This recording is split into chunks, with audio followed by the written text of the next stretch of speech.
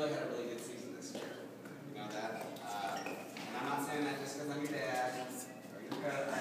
I really saw him end up for this season. It was a really good season. We learned a lot of things. Cooper's a 4th grader, and we thought playing against 6th graders would be a challenge. When we found out I was playing against 7th graders too, it was going to be even more of a challenge. But if there's anybody that I know that's up for a challenge, it's this guy right here. He does not back down from a challenge. He doesn't even bring into his mind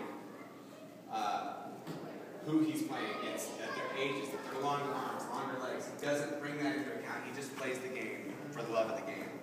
And I'm just so proud of the young man that you're becoming to, that you are not intimidated by things.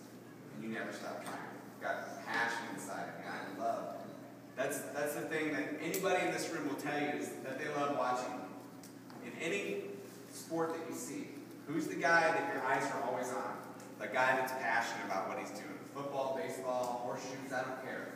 If the guy's passionate about what he's doing, that's the guy you want to watch. Because you know why? God places passion in each one of us. And that's our gift. That's the thing that we've been given, that we can hold on to and that we can do well at. And if you're walking in your passion and your gift, you can't take your eyes off that person. You really can't. So it was really fun to see you out there and get your passion this year.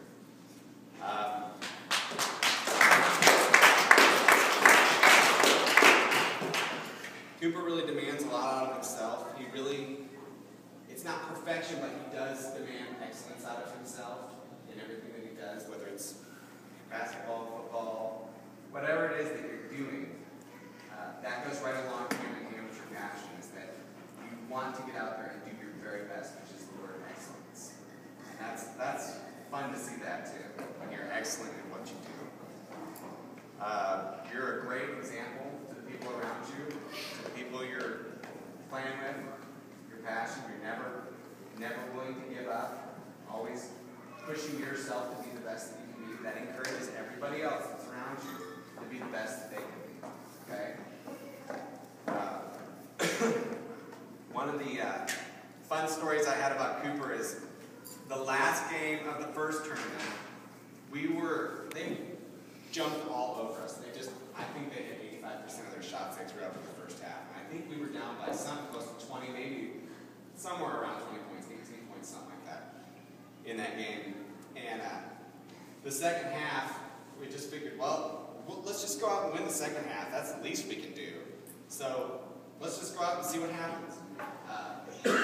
Cooper was just on fire in the second half. It just seemed like every time he touched the ball, I know he had 2 jump shots inside the 3-point line, and then he had 3 threes in the second half.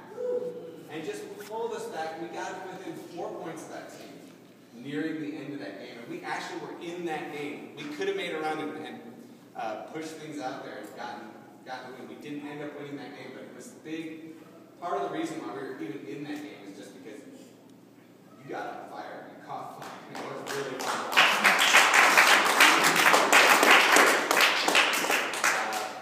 A couple of things that I wrote down about you was just that you really have an instinct as to where the ball needs to go. It's fun to watch you try to work the ball into the post to Jack or to Eli or to Grayson. You knew that if you were covered, somebody else is open. You just got a real good sense on the floor of where the ball needs to go and who needs to have the ball in their hands, spacing. The other story about Coop that I really loved watching was, and this is really a great team story, is that in our last game of the season, it was in the second half. No, it was right before halftime, I'm sorry. Right before halftime. And we came down, and the guys ran our offense as crisply and as perfectly as I saw them run all year long. They swung the ball, nothing there. Swung it back around. We just kept looking to feed it into the post, came back out. I was just sitting there watching, and I'm like, this is how a coach draws it up. And then the ball comes back around, and Cooper's about 3 feet behind the 3-point line. Lets it fly. Just boom, nothing but net. Swish. I mean, for a coach, for a dad, I love seeing you score, of course. But as a coach, that was my moment going, we did it.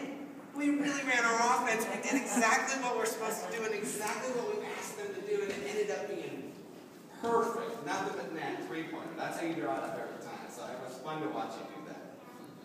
Yes, yeah. One of the things things that I think I'll take away from this season is the first game, you had double dribbles, right? You remember that? They caught you double dribbling it a number of times, and guess what? Not one time did you double dribble again. And I know how you are, and just like your dad said, you are one who really strives for excellence.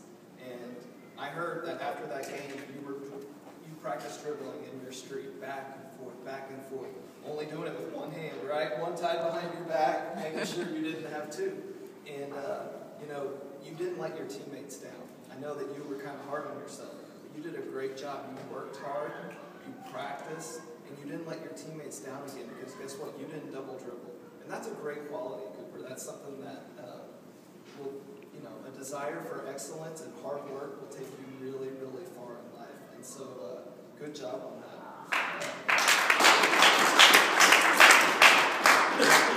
You carried us offensively a lot. And, I don't know if the parents know, but, Cooper's probably the youngest one on our team. And he was, probably our leading scorer with John. And it was really fun to see you take it to 6th and 7th graders. I'm sure it's fun for you too, but at the same time it would be, it was challenging going up against people that are 2 and 3 years older than you. You had a good attitude with it. I was always impressed with your level of energy too. You didn't ever have to question your effort. You always went in and you were giving it all you had. So, great season. Good job.